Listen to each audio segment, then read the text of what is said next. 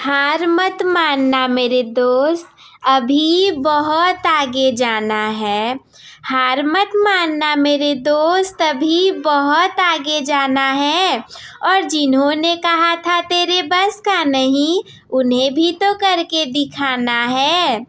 Hello मेरे प्यारे student, स्वागत है आप सभी का आपके favourite YouTube channel smart student with Shraddha में। मैं आप सभी का स्वागत करती हूँ। तो आज के इस वीडियो में मैं आप लोग के लिए लेकर के आई हूँ कक्षा 10 बोर्ड परीक्षा 2025 में 10 मार्च को जो आने वाला है कला का वायरल पेपर। अब मैं ये तो नहीं कह सकती कि बिल्कुल यही पेपर आपके एग्जाम में आ जाएगा, लेकिन हाँ ये ज़रूर कह सकती हूँ कि मैं इस पेपर से जितनी भी चीज़ें आप लोग को बताऊँगी, जो भी इम्पोर्टेंट रहेगा उसमें से ज़्यादातर चीज़ें पूछी जा सकती हैं। तो चलिए बिना देर करते हुए आज के इस वीडियो को शुरू करते हैं। हम देखेंगे कला कक्षा 10 बोर्ड परीक्षा 2025। अगर आपकी आखिरी रात भी है तो भी इस पेपर को देख करके ही जाइएगा। 70 में 70 पूरे पक्के हो जाएंगे 10 मार्च को जो पेपर होने वाला है। पेपर रहेगा हमारा कौन सा? चित्रकला विषय का। चित्रकला का मतलब है कला विषय का। पूर्णांक रहने वाला है हमारा 70 और बाकी सारे सब्जेक्ट की तरह इस सब्जेक्ट में भी आप लोग को समय 3 घंटे 15 मिनट का ही मिलेगा। और सारे सब्जेक्ट की तरह इसमें भी कुछ सामान्य निर्देश दिए रहेंगे। जैसे कि सबसे पहला निर्देश क्या है? प्रारंभ के 15 मिनट परीक्षार्थियों को प्रश्न पत्र पढ़ने के लिए निर्धारित हैं। और दूसरा वाला क्या है कि मुख्य पृष्ठ यानी कि कवर पेज और प्रत्येक उत्तर पत्र ड्राइंग शीट के ऊपर दाहिने कोने पर अपना अनुक्रमांक अंकों और शब्दों में साफ साफ लिखिए और केंद्र व्यवस्थापक अपनी हस्ताक्षर युक्त मोहर प्रत्येक उत्तर पत्र ड्राइंग शीट पर लगाएं और उन पर कक्ष निरीक्षक के भी हस्ताक्षर करवाएं। ये सारी चीज़ें तो बहुत ज़्यादा ज़रूरी होती हैं कि आपको अपने जो कॉपी रहेगी उसके दाहिने कोने पर अनुक्रमांक लिखना है। कि आपको पता है कि ऐसा क्यों करवाया जाता है? पता है क्यों करवाया जाता है? क्योंकि अगर मान लीजिए आपकी कॉपी है, मान के चलो कि वो 28 पेज की है, तो क्या होगा कि उसमें से बीच के 2 पेज निकाल करके किसी दूसरे के कॉपी में डाल देंगे और दूसरे का निकाल कर आपकी कॉपी में डाल देंगे। तो ये सारे घोटाले ना हो, इसकी वजह से क्या होता है कि अगर आप सारे के दाहिने कोने पर अपना अनुक्रमांक लिखे रहेंगे तब तो कोई इधर उधर नहीं कर पाएगा, क्योंकि अनुक्रमांक जो उसमें लिखा रहेगा। और हस्ताक्षर करवाना बहुत ज़रूरी है। तीसरा निर्देश क्या है? प्रश्न पत्र 3 खंडों क, ख और ग में विभक्त है। ये जो हमारा कला का पेपर है ये 3 खंडों में बटा हुआ रहेगा। खंड क, खंड ख और खंड ग। सभी तीनों खंडों को हल करना जरूरी है आप लोगों के लिए। तो सबसे पहले हम बढ़ेंगे खंड क की तरफ। खंड क में क्या बताया जा रहा है? 2 चीज़ें बताई जा रही हैं। सबसे पहला क्या है कि इस खंड में आलेखन कला और प्रावर्धिक कला के प्रत्येक के 20 बहुविकल्पी प्रश्न हैं। यानी कि खंड क जो रहेगा इसमें पहला वाला जो रहेगा इसमें आप लोग को 20 बहुविकल्पी प्रश्न मिलेंगे आलेखन कला और प्रावैधिक कला के, जिनमें से किसी एक के 20 बहुविकल्पी प्रश्नों के उत्तर OMR शीट पर देने हैं। उसी कॉपी पर नहीं लिख देना। OMR शीट मिलेगी आप लोग को भरने के लिए, या तो आलेखन कला का या फिर प्राविधिक कला का, दोनों में से कोई सा भी आप 20 प्रश्न इसमें भी रहेंगे, 20 बहुविकल्पी प्रश्न इसमें भी रहेंगे। जो भी आप लोग को आता रहेगा उसे आप हल कर देंगे। दूसरा वाला क्या है? आपके द्वारा आलेखन कला या फिर प्राविधिक कला में से जिस भाग का चयन किया गया है उसे OMR शीट पर अवश्य अंकित करें। कि जिस वाले को आप लोग चयन करोगे प्राविधिक कला या फिर आलेखन कला, उसे आप लोग अपने OMR शीट में बता दोगे। सबसे पहला है हमारे सामने आलेखन कला का ऑप्शन। प्रत्येक बहुविकल्पी प्रश्न के 4 विकल्प दिए हैं, जैसा कि पहले ही यहाँ पर बता दिया गया है कि आलेखन कला में भी 20 बहुविकल्पी प्रश्न रहेंगे और प्रावधिक कला में भी। तो ये हमारा आलेखन कला है जिसमें कि बहुविकल्पी प्रश्न दिए रहेंगे। प्रत्येक बहुविकल्पी प्रश्नों के 4 विकल्प भी रहेंगे जिसमें से सही उत्तर चुनना है और उसी क्रम में अपनी OMR शीट पर चिन्हित करना है। सबसे पहला वाला क्वेश्चन क्या है हमारे सामने, लाल और हरा रंग है। लाल और हरा रंग क्या है? ऑप्शन नंबर ए है तटस्थ रंग, ऑप्शन नंबर बी है विरोधी रंग, ऑप्शन नंबर सी है द्वितीयक रंग या फिर ऑप्शन नंबर डी है गर्म रंग।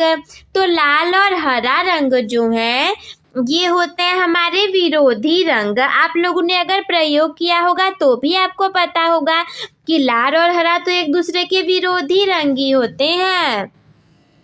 दूसरा प्रश्न क्या है, ओस्टवाल्ड संबंधित है। ओस्टवाल्ड किससे संबंधित है? ऑप्शन नंबर ए है संयोजन से, ऑप्शन नंबर बी है तुलिका से, ऑप्शन नंबर सी है रंगों से या फिर ऑप्शन नंबर डी है तेल माध्यम से। तो ओस्टवाद जिससे भी संबंधित है उससे आप लोग क्या करेंगे, फटाफट से कमेंट बॉक्स में हमें इसका आंसर दे देंगे। हम बढ़ते हैं अगले प्रश्न की तरफ। कुछ आप लोग को भी तो प्रश्न देना जरूरी है। तीसरा वाला प्रश्न क्या है, प्राथमिक रंग कितने होते हैं? जो रंग होते हैं उसमें भी कई प्रकार होते हैं, तो जो प्राथमिक रंग होते हैं वो कितने होते हैं? ऑप्शन नंबर ए है 3, ऑप्शन नंबर बी है 4, ऑप्शन नंबर सी है 5 और ऑप्शन नंबर डी है 6। तो प्राथमिक रंग हमारे 3 होते हैं। ऑप्शन नंबर ए हमारा राइट आंसर हो जाएगा। चौथा वाला प्रश्न है तटस्थ रंग है। इनमें जो रंगों का जोड़ा है, कौन सा रंगों का जोड़ा तटस्थ रंग के अंतर्गत आएगा?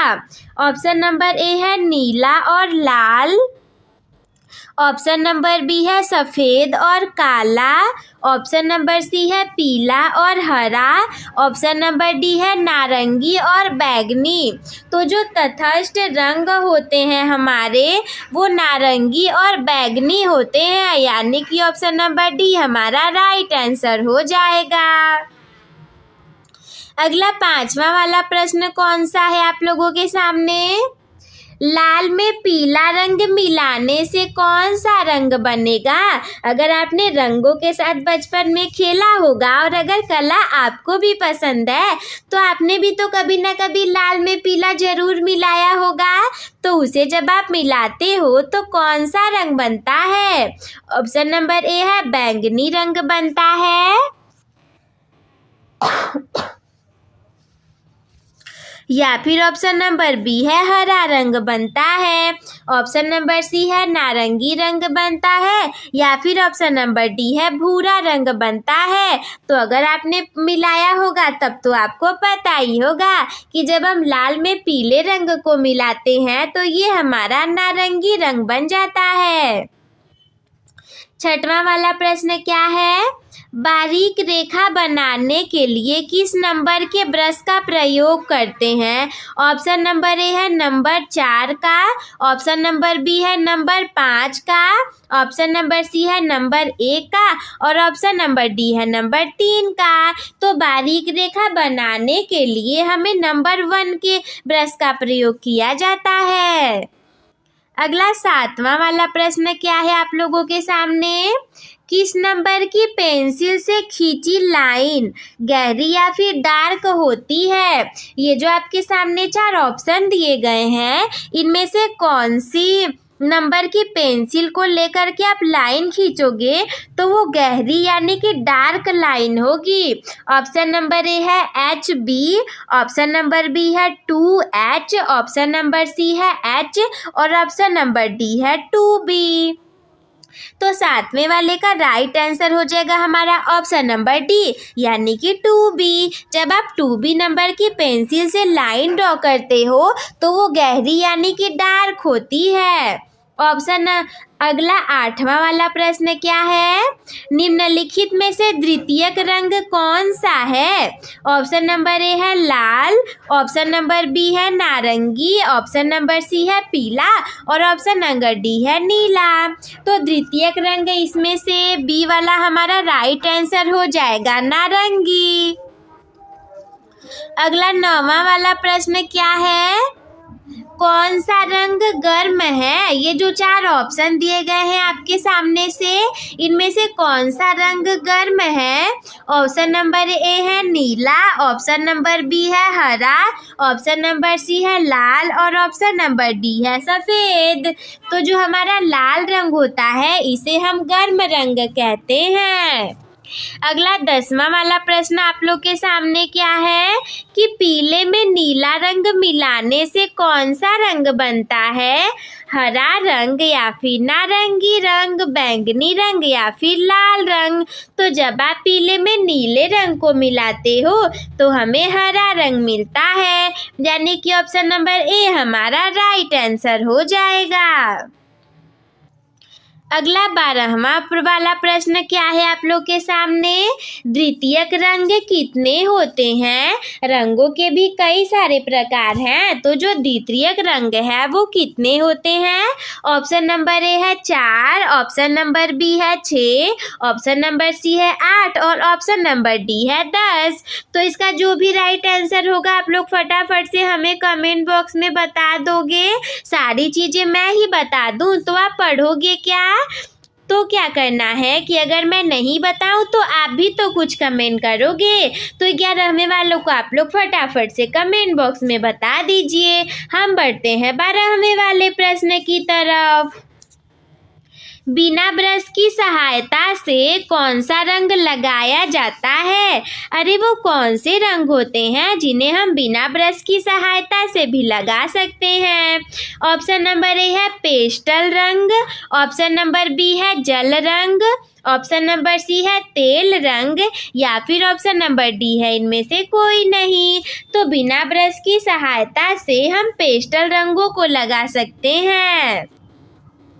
अगला 13वां वाला प्रश्न है आप लोग के सामने। सफ़ेद का विरोधी रंग कौन सा है? ऑप्शन नंबर ए है लाल, ऑप्शन नंबर बी है काला, ऑप्शन नंबर सी है नीला, ऑप्शन नंबर डी है पीला। तो जो सफ़ेद रंग होता है अगर ध्यान से पढ़ोगे तो आपको भी पता होगा कि विरोधी यानी कि जो सफ़ेद के विरोध में विपरीत में हो, तो सफ़ेद के विपरीत में तो काला ही होता है ना। तो इसीलिए बी वाला हमारा राइट आंसर हो जाएगा। अगला 14वां प्रश्न क्या है कि जो आप आर्ट यानी कला को पढ़ते हो वो शब्द कौन सी भाषा का है? ऑप्शन नंबर ए है हिंदी, ऑप्शन नंबर बी है अंग्रेजी, ऑप्शन नंबर सी है संस्कृत या फिर ऑप्शन नंबर डी है पंजाबी। तो जो कला शब्द है ये संस्कृत से लिया गया भाषा का है। 15वां वाला प्रश्न आप लोगों के सामने। छत के केंद्र को अलंकृत करने के लिए कौन से आलेखन उपयुक्त होगा? जो हमारा छत होता है घर के ऊपर, उसके केंद्र को अगर हमें सजाना है, अलंकृत करना है, तो ये जो 4 ऑप्शन दिए गए हैं इनमें से कौन सा आलेखन उपयुक्त होता है यानी कि सही होता है? ऑप्शन नंबर ए है कोने का आलेखन, ऑप्शन नंबर बी है केंद्रीय आलेखन, ऑप्शन नंबर सी है किनारी का आलेखन और ऑप्शन नंबर डी है इनमें से कोई नहीं। तो छत के केंद्र को अलंकृत करने के लिए ध्यान से पढ़ो तो पता चलेगा जो केंद्रीय आलेखन है वही उपयुक्त होता है। तो हमारा option number B right answer हो जाएगा। 16वां प्रश्न क्या है? सूर्य की रश्मियों में कितने रंग पाए जाते हैं? ऑप्शन नंबर ए है 7, ऑप्शन नंबर बी है 10, ऑप्शन नंबर सी है 8 और ऑप्शन नंबर डी है 6। सूर्य की जो रश्मियाँ होती हैं यानी कि सूर्य की रश्मियों का अर्थ है किरणें, उसमें 7 रंग पाई जाती हैं। ये तो ज़्यादातर लोगों को पता होगा। अगर आपको भी पता है तो फटाफट से कमेंट बॉक्स में बताइए कि दीदी हाँ हमें भी पता था कि सूर्य की रश्मियों में 7 रंग पाए जाते हैं। 17वां वाला प्रश्न क्या है? हरा रंग आँखों पर कौन सा प्रभाव डालता है? अगर आप हरे रंगों को देखोगे तो आपकी आँखों पे कौन सा प्रभाव पड़ेगा? देखो ऐसे प्रश्न क्यों आते हैं, जैसे कि कुछ रंग ऐसे होते हैं जिन्हें कि आप देखोगे तो आपको लगेगा मेरी आँख में पूरा, जिसे हम बोलते हैं, चोनी मार रहा है। तो ऐसे ही अलग अलग रंगों की अलग अलग चीज़ें होती हैं। तो जो हरा रंग है ये आपकी आँखों पर कौन सा प्रभाव डालता है? ऑप्शन नंबर ए है सामान्य प्रभाव, ऑप्शन नंबर बी है गर्म प्रभाव, ऑप्शन नंबर सी है ठंडा प्रभाव, या फिर ऑप्शन नंबर डी है कोई प्रभाव नहीं। तो जो हरा रंग है ये हमारी आँखों पे ठंडा प्रभाव डालता है। आप हरे रंग को देखो, आपकी आँखों पर ठंडा प्रभाव पड़ेगा, यानी कि शीतलता प्रदान करेगा। अगला 18 नंबर का प्रश्न क्या है हमारे सामने कि लाल और नीला रंग मिलाने से कौन सा रंग बनेगा? ऑप्शन नंबर ए है नारंगी, ऑप्शन नंबर बी है भूरा, ऑप्शन नंबर सी है बैंगनी, या फिर ऑप्शन नंबर डी है हरा। तो आपने भी मिलाया होगा तो आपको पता होगा कि जब हम लाल और नीले रंग को मिलाते हैं तो बैंगनी रंग बन जाता है, यानी कि ऑप्शन नंबर सी हमारा राइट आंसर हो जाएगा। अगला 19वां वाला प्रश्न क्या कह रहा है कि तटस्थ रंग कितने होते हैं? ऑप्शन नंबर ए है 4, ऑप्शन नंबर बी है 2, ऑप्शन नंबर सी है 6, ऑप्शन नंबर डी है 3। तो तटस्थ रंग जो होते हैं हमारे वो 2 होते हैं, तो ऑप्शन नंबर बी हमारा राइट आंसर हो जाएगा। अगला 20 नंबर का प्रश्न क्या है? इनमें से कौन सा प्राथमिक रंग है? ऑप्शन नंबर ए है नीला, ऑप्शन नंबर बी है भूरा, ऑप्शन नंबर सी है बैंगनी, ऑप्शन नंबर डी है नारंगी।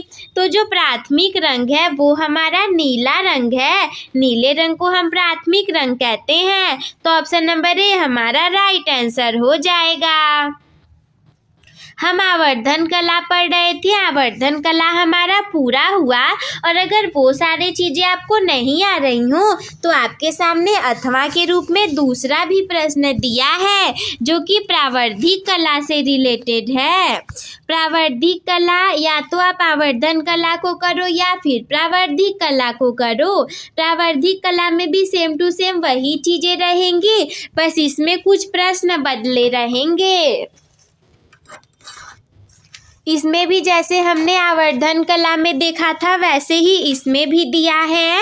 क्या दिया है कि प्रत्येक बहुविकल्पी प्रश्न के 4 विकल्प हैं, इनमें से सही उत्तर को चुन करके और उसी क्रम में अपनी OMR शीट पर चिन्हित करना है आप लोगों को। सबसे पहला प्रश्न क्या है? संपूर्ण कोण का माप कितना होता है? तो अगर कोणों के बारे में आपने पढ़ा होगा तो आपको पता होगा। ऑप्शन नंबर ए है 60 अंश, ऑप्शन नंबर बी है 360 अंश, ऑप्शन नंबर सी है 45 अंश, ऑप्शन नंबर डी है 90 अंश। तो जो सारे कोणों को जब हम मिलाते हैं, यानी कि संपूर्ण का मतलब है सारे कोणों को मिलाने पर 360 अंक के होते हैं वो, तो option number B is the right answer. दूसरा वाला क्वेश्चन क्या है? समबाहु त्रिभुज का प्रत्येक कोण होता है। सब त्रिभुज जो होता है आपको पता होगा कि 180 अंश उसमें सारे कोण होते हैं, मिला करके होते हैं।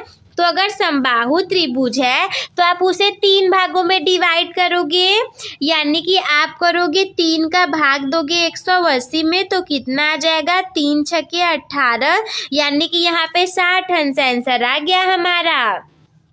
तो समबाहु त्रिभुज का जो प्रत्येक कोण होगा वो ऑप्शन नंबर सी हमारा राइट हो जाएगा, 60 अंश का होता है। अब हम बढ़ेंगे तीसरे वाले प्रश्न की तरफ। 180 अंश के कोण को क्या कहते हैं? 180 अंश के कोण का मतलब ये है कि मोटा आदमी लेटा है, पेट निकला है, इसे ही हम कहेंगे 180 अंश का कोण। तो ये जो 180 अंश का कोण है इसे हम क्या कहते हैं?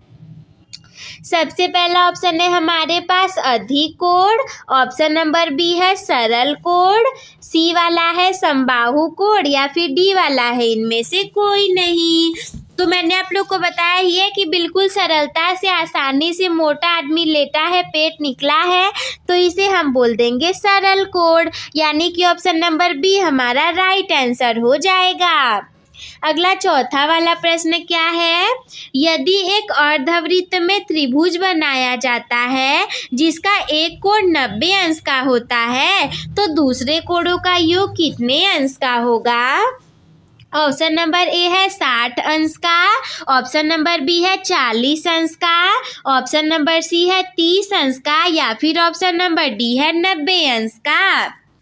तो एक काम करो, आप लोग इसे हमें कमेंट करके बता दो। सारे आंसर मैं जल्दी जल्दी आप लोग को बताते जा रही हूँ, शायद ही कोई एक आध प्रश्न आप लोग के लिए छोड़ रही हूँ। तो कुछ प्रश्न अगर आप लोग भी बताएंगे तो हमें भी तो लगेगा कि हमारे प्यारे लवली स्टूडेंट्स को कितनी चीज़ें पता है और क्या नहीं पता है। हम बढ़ते हैं पांचवें प्रश्न की तरफ। पांचवा प्रश्न क्या है, 1 मीटर में कितने सेंटीमीटर होते हैं। अरे ये तो बहुत बचपन वाला पढ़ाई है हमारा, यानी कि बचपन वाली पढ़ाई। 1 मीटर में कितने सेंटीमीटर होते हैं। ऑप्शन नंबर ए है 10, ऑप्शन नंबर बी है 100 यानी कि 100, ऑप्शन नंबर सी है 1000 1000, ऑप्शन नंबर डी है 80। तो 1 मीटर में हमारे कितने होते हैं, 100 सेंटीमीटर होते हैं। ऑप्शन नंबर बी हमारा राइट आंसर हो जाएगा। छठवां वाला प्रश्न क्या है, समकोण कितने अंश का होता है। अरे वाह, ये तो बिल्कुल बच्चों वाला सवाल है। फटाफट से आप लोग कमेंट बॉक्स में बताओ, फिर मैं इसका जवाब देती हूँ। अगर आपको ये जवाब नहीं पता तो भाई आप अच्छे से पढ़ाई नहीं कर रहे हो, क्योंकि बच्चे बच्चे को पता है कि समकोण कितने अंश का होता है। ऑप्शन नंबर ए है 90 अंश का, ऑप्शन नंबर बी है 45 अंश का, ऑप्शन नंबर सी है 60 अंश का या फिर ऑप्शन नंबर डी है 120 अंश का। तो अब तक आप लोगों ने कमेंट कर दिया होगा, मैं आप लोग को इसका आंसर बता देती हूँ। समकोण 90 अंश का होता है, ऑप्शन नंबर ए हमारा राइट आंसर हो जाएगा। अगला 7वां वाला प्रश्न क्या है, इनमें से कौन सा आकार त्रिभुजाकार है। अरे भाई इतना सिंपल, मैं तो कर रही हूँ, आप लोग पहले वाला पार्ट छोड़िए, इसी वाले को हल कर लीजिएगा। बताइए, त्रिभुज का आप लोग को आकार बताना है। ये बन गया हमारा ट्रायंगल, 1 एंगल 2 एंगल 3 एंगल, मतलब कि ट्रायंगल हो गया हमारा त्रिभुजाकार। तो इसमें से कौन सी वाली आकृति त्रिभुज की है। ये हमारा ऑप्शन नंबर ए, ये तो एक आयत है, ऑप्शन नंबर सी ये तो एक गोला है, ऑप्शन नंबर डी इनमें से कोई नहीं। अरे हम बी वाले की तरफ तुरंत जाते हैं ना, सेम टू सेम ऐसा, यानी कि ऑप्शन नंबर बी हमारा राइट आंसर हो जाएगा। इसी को हम त्रिभुजाकार आकृति कहते हैं। ऑप्शन 8वें वाले प्रश्न की तरफ जाएंगे, इनमें से कौन सा आकार आयताकार है। आयत के आकार का कौन सा है इसमें से, चलो पीछे से देखना शुरू करते हैं। ऑप्शन नंबर डी ये तो त्रिभुजाकार है, जो कि यहाँ पर बताया मैंने। ऑप्शन नंबर सी गोला, ये तो गोलाकार है, वृत्ताकार है। ऑप्शन नंबर बी चारों भुजाएं बराबर, ये तो वर्गाकार हो गया ना। तो हम बढ़ेंगे ऑप्शन नंबर ए की तरफ, जो कि आयताकार है। तो ऑप्शन नंबर ए हमारा राइट आंसर हो जाएगा। हम बढ़ते हैं अगले प्रश्न की तरफ। अगला 9वां वाला प्रश्न क्या है आप लोग के लिए, वृत्त का आकार कैसा होता है। ऑप्शन नंबर ए है ये तो त्रिभुजाकार है, ऑप्शन नंबर बी मैंने बताया ही ये तो वर्गाकार है, ऑप्शन नंबर डी ये तो आयताकार है, ऑप्शन नंबर सी हमारा राइट आंसर हो जाएगा, यही वृत्ताकार है। 10वां प्रश्न क्या है, किस नंबर की पेंसिल से गहरी या फिर डार्क लाइन बनेगी? ये तो मुझे लग रहा है पहले वाले पार्ट में भी आया था ना, उसमें भी ये प्रश्न पूछा गया था। फटाफट से कमेंट करो फिर मैं बताती हूँ। ऑप्शन नंबर ए है 2H नंबर की पेंसिल से, या फिर ऑप्शन नंबर बी है 2B नंबर की पेंसिल से, ऑप्शन नंबर सी है H नंबर की पेंसिल से, या ऑप्शन नंबर डी है सही है 4H नंबर की पेंसिल से। इनमें से कौन सी नंबर की पेंसिल से हम जब एक लाइन खींचेंगे तो बिल्कुल डार्क गहरी लाइन बनेगी? तो ऑप्शन नंबर 20 का राइट आंसर हो जाएगा 2B नंबर की पेंसिल से खींचने पर हमें एक डार्क गहरी लाइन मिलती है। अगले 11वें प्रश्न की तरफ हम बढ़ेंगे। जो हमारा ज्योमेट्री बॉक्स होता है उसमें रखे त्रिकोण आकार के इंस्ट्रूमेंट को हम क्या कहते हैं? ये तो ज़्यादातर लोगों को नहीं पता होगा। अगर पता है तो अपनी बुद्धिमानी दिखाओ, फटाफट से कमेंट करो ना कि त्रिकोण आकार के इंस्ट्रूमेंट का जो बना होता है उसे हम क्या कहते हैं। आपने प्रकार के बारे में तो देखा ही होगा, स्केल देखा होगा, पेंसिल देखी होगी, तो अब तो भाई ज़्यादातर लोगों को इसका आंसर पता चल गया होगा। जो हमारे ऐसे ट्रायंगल के आकार का इंस्ट्रूमेंट ज्योमेट्री बॉक्स में रखा रहता है ना, उसे हम क्या कहते हैं? ऑप्शन नंबर ए है प्रकार। प्रकार को तो देखा होगा, प्रकार हमारा कुछ इस तरीके का होता है, ये तो नहीं होता।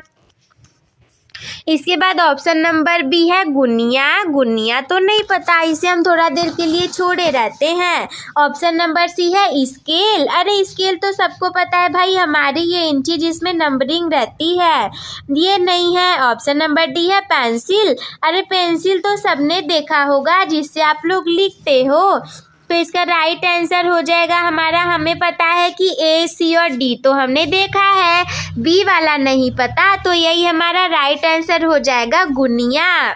जो ज्योमेट्री बॉक्स में त्रिकोण आकार का इंस्ट्रूमेंट रखा रहता है उसे हम गुनिया कहते हैं।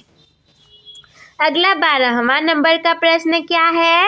वर्ग की चारों भुजाओं का नाप क्या होता है? जैसे मैंने आप लोग को बताया था, ये वर्ग है जिसकी चारों भुजाएं बराबर हैं, तो इसकी जो चारों भुजाओं का नाप है वो कैसा होगा? 1 2 3 4 भुजाओं का। ऑप्शन नंबर ए है असमान, बड़ी छोटी भुजाएं होती हैं, नहीं इसमें तो समान है। ऑप्शन नंबर सी है आमने सामने की भुजाएं बराबर होती हैं, हाँ बराबर तो है। ऑप्शन नंबर बी है चारों भुजाएं बराबर होती हैं, या फिर ऑप्शन नंबर डी है इनमें से कोई नहीं। तो ऑप्शन नंबर बी हमारा राइट आंसर हो जाएगा कि ये जो वर्ग है इसकी चारों भुजाएं बराबर हैं, तो बी हमारा राइट आंसर हो जाएगा। हम बढ़ेंगे अगले प्रश्न की तरफ, जो कि है 13वां वाला प्रश्न। क्या है? एक डेसीमीटर में कितने सेंटीमीटर होते हैं? एक जो डेसीमीटर होता है इसमें सेंटीमीटर कितने होते हैं? ऑप्शन नंबर ए है 10 सेंटीमीटर, या फिर ऑप्शन नंबर बी है 20 सेंटीमीटर, ऑप्शन नंबर सी है 40 सेंटीमीटर, या फिर ऑप्शन नंबर डी है 30 सेंटीमीटर। तो एक डेसीमीटर जो होता है उसमें 10 सेंटीमीटर होते हैं। अगर नहीं पता तब आपकी पढ़ाई अच्छी नहीं चल रही है, आप लोग को अच्छे से पढ़ाई करना चाहिए। ऑप्शन नंबर ए हमारा राइट आंसर हो जाएगा। हम बढ़ेंगे 14वें प्रश्न की तरफ। रेखा किसे कहते हैं? अरे वो वाली रेखा नहीं जो कि कोई लड़की है आपके अगल बगल में होगी, या फिर क्लास में, या फिर रिश्तेदारी में, जो हमारी मैथमेटिक्स में रेखा होती है। ये जो सीधी लाइन होती है, आखिर इसे हम रेखा क्यों कहते हैं और किसे कहते हैं? ऑप्शन नंबर ए है हमारे सामने। ऑप्शन नंबर ए वाला क्या है?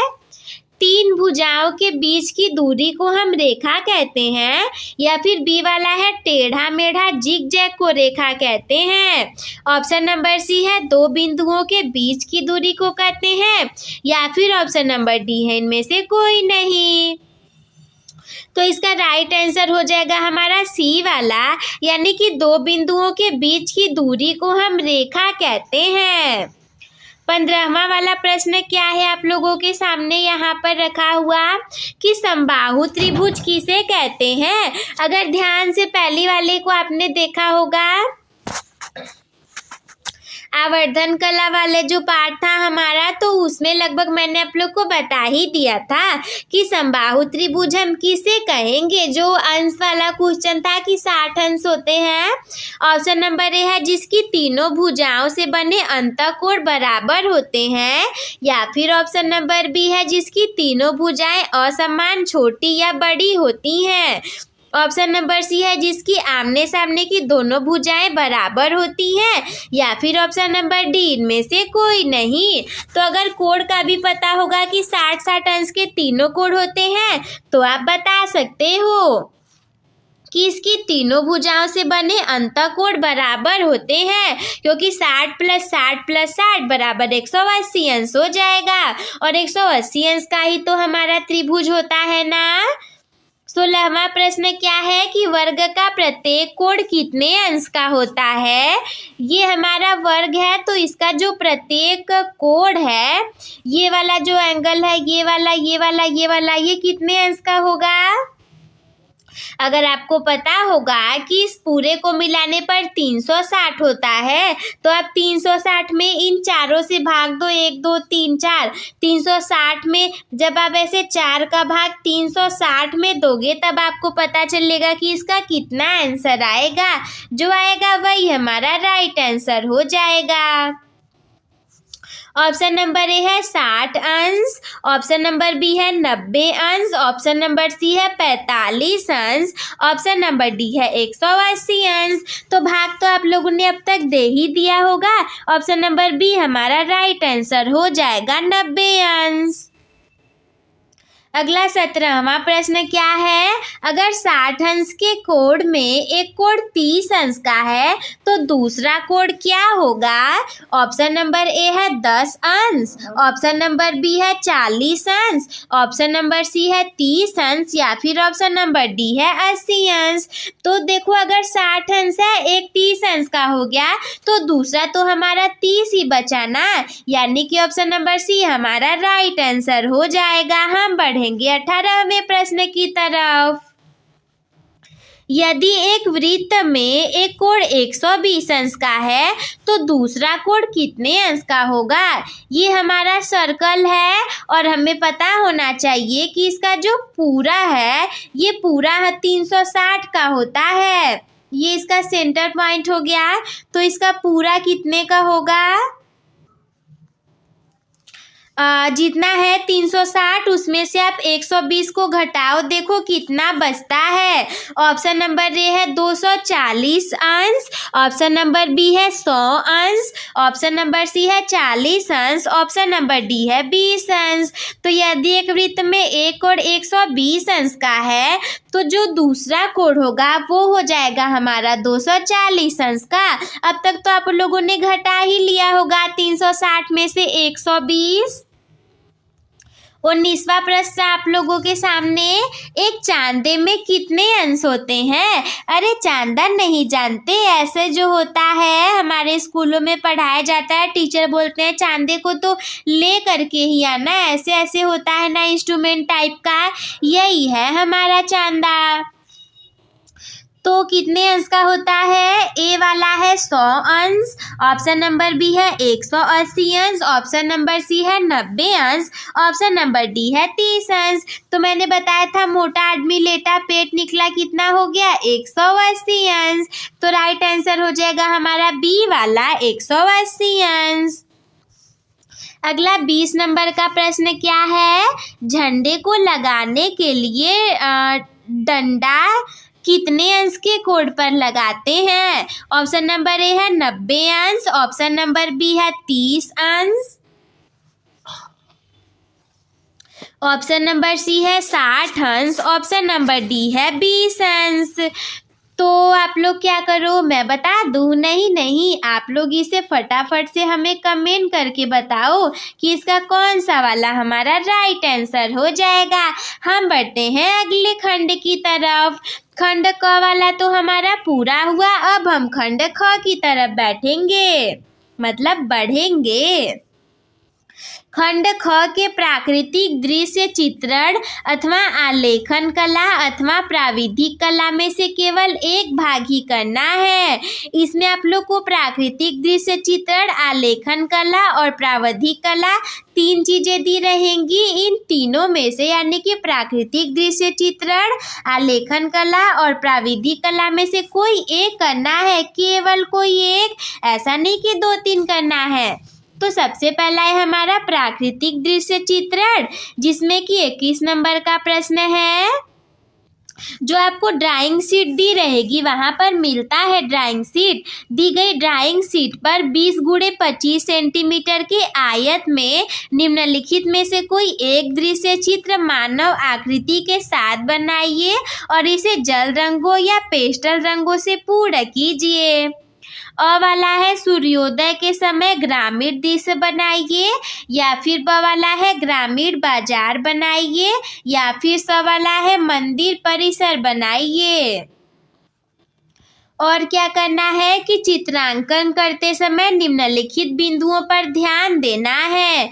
अ वाला है सही रेखांकन एवं परिप्रेक्ष्य, ब है सही एवं उपयुक्त संयोजन, स वाला है सौम्य एवं उपयुक्त रंग योजना, द वाला है सामान्य प्रभाव एवं आकर्षण। अगर ये नहीं आ रहा हो तो अथवा के रूप में अगला ऑप्शन भी है। अरे सब्र करके ध्यान से देखिए, नहीं आएगा तो तीसरा ऑप्शन भी अवेलेबल है। ये वाला है हमारा आलेखन कला से संबंधित। 12 सेंटीमीटर भुजा के वर्ग में एक केंद्र आलेखन की रचना कीजिए, जिसमें कमल अथवा कोई भारतीय पुष्प, पत्तियां, कलियां व मछली हो। किन्हीं 3 सुसंगत जल रंगों का प्रयोग करके उसे पूर्ण करना है। ये सारी चीजें तो आप लोग को बनानी ही आनी चाहिए। आलेखन बनाते समय निम्नलिखित बिंदुओं पर ध्यान देना है। इकाई की मौलिकता पर ध्यान दोगे तो 10 नंबर मिलेंगे। ब है लयात्मक रेखांकन पर ध्यान दोगे तो 5 अंक मिलेंगे। स है रंगों का चयन एवं आकर्षण पर ध्यान दोगे तो 10 अंक मिलेंगे। द है सामान्य प्रभाव पर ध्यान दीजिए तो 5 अंक मिलेंगे। कोई चिंता की बात नहीं है अगर ये दोनों सेक्शन आपको नहीं आ रहा है। हमारे सामने अथवा के रूप में प्राविधिक कला का भी ऑप्शन है। तो इसमें क्या है आप लोगों के लिए कि पहला वाला क्या है, निम्नलिखित 5 प्रश्नों में से किन्हीं 3 प्रश्नों के उत्तर देना है। प्रत्येक प्रश्न के अंक समान है। ऐसा नहीं कि ये वाला आंसर दोगे तो ज़्यादा नंबर मिलेगा और दूसरा आंसर दोगे तो कम नंबर मिलेगा। प्रत्येक प्रश्न के समान अंक रहेंगे। 5 में से कोई 3 का आंसर देना है। दूसरा क्या है कि प्रत्येक उत्तर की रचना में निर्दिष्ट रेखाएं, रचनात्मक रेखाएं और अभीष्ट रेखाएं स्पष्ट हों। रचना की रेखाओं को मिटाना नहीं है। ऐसा नहीं हो कि पता चला आपने बनाया और रेखाओं को ही मिटा दिया तो एग्जामिनर को पता ही नहीं चलेगा। थर्ड वाला क्या है, रफ कार्य श्वेत फुल स्केप पेपर कर करना है। इसे भी अपनी उत्तर पुस्तिका के साथ लगाना है। और वाला क्या है आप लोग के सामने, 5 सेंटीमीटर प्रत्येक भुजा वाले एक सम षटभुज की रचना करिए। 10 अंक दिए जाएंगे आप लोगों को। ध्यान देना है कि 5 में से कोई 3 करना है। ब वाला क्या है, एक त्रिभुज क ख ग की रचना कीजिए जिसका परिमाप 12 सेंटीमीटर है और जिसकी भुजाओं का अनुपात 3/4/5 है। यानी कि ये थोड़ा गणित वालों के लिए इजी हो जाएगा। स क्या है, एक आयत अ ब स द की रचना कीजिए जिसका क्षेत्रफल 15 वर्ग सेंटीमीटर है। इस आयत के क्षेत्रफल के बराबर एक वर्ग की रचना भी करना है। द वाला क्या है, 2 समान वृत्तों क और ख की तिर्यक उभयनिष्ठ स्पर्श रेखा खींचिए जिनकी त्रिज्या 3 सेंटीमीटर के बराबर है और उनके केंद्रों के बीच की दूरी 7 सेंटीमीटर है। अगला द वाला क्या दिया है आपके सामने, य वाला, एक साधारण मापनी की रचना करना है जिसमें 4 सेंटीमीटर 1 सेंटीमीटर की दूरी के बराबर हो। इसकी निरूपक भिन्न आर एफ ज्ञात कीजिए और मापनी पर 2 मीटर 5 डेसीमीटर की दूरी अंकित करना है। ये तो अगर मैथ नहीं पढ़ते हो हार्ड लग रहा है तो खंडक ग की तरफ चलेंगे। खंडक क और ख पूरा हुआ, हम बढ़ेंगे खंडक ग की तरफ जो कि हमारे स्मृति चित्रण से रिलेटेड। 22वां प्रश्न क्या है, इस प्रश्न में 2 भाग अ और ब हैं, दोनों ही भागों को चित्रित करना है। अ वाला क्या है कि निम्नलिखित में से किसी एक का स्मृति चित्रण पेंसिल द्वारा बनाइए। चित्र आपका 15 सेंटीमीटर से कम नहीं होना चाहिए। वैसे भी वो जो पेपर मिलता है वो बहुत बड़ा होता है, तो अगर छोटा बनाओगे तो आप ही का घाटा है। 15 सेंटीमीटर का आप लोग को बनाना ही पड़ेगा। पहला वाला क्या है कि आम बनाना आना चाहिए। अरे आम तो आप लोग बचपन से ही बनाते होगे, तो आम तो बनाना आ ही जाना चाहिए, वो भी वैसे ही नहीं पत्तियों के साथ। सेकेंड वाला क्या है, या फिर आप पपीता बना सकते हो। थर्ड वाला क्या है, 2 केले बना सकते हो। ये जो केले वाला कॉन्सेप्ट है, ये केला तो हमेशा ही आता है बनाने के लिए। और एक बात बताऊं, मैंने भी अपने पेपर में ना 2 केलों को ही बनाया था। बहुत आसान है, एक बार देख लोगे सीख जाओगे। चिंता करने की बिल्कुल भी बात नहीं है। और जो चित्र रहेगा उसमें निम्नलिखित बिंदुओं पर ध्यान देना है। ऑप्शन नंबर ए है रेखा सौष्ठव पर ध्यान देना है, जिसके लिए आपको 6 अंक मिलेंगे। और सेकंड वाला है आकृति की अनुरूपता पर ध्यान देना है और 4 नंबर मिलेंगे। ऐसा न हो कि आप लोग केला बना रहे हो और पेन बन गया, आम बना रहे हो सेब बन गया। ऐसा बनाओ कि हाँ पता चले कि वही बना रहे हो। इसके बाद ब वाला क्या है आप लोगों के लिए कि निम्नलिखित में से किसी एक का स्मृति चित्रण पेंसिल द्वारा बनाइए। चित्र 15 सेंटीमीटर से कम नहीं होना चाहिए। पहला क्या है, आप खुले हुए छाते को बना सकते हो, या फिर दूसरा है बाल्टी और मग को बना सकते हो।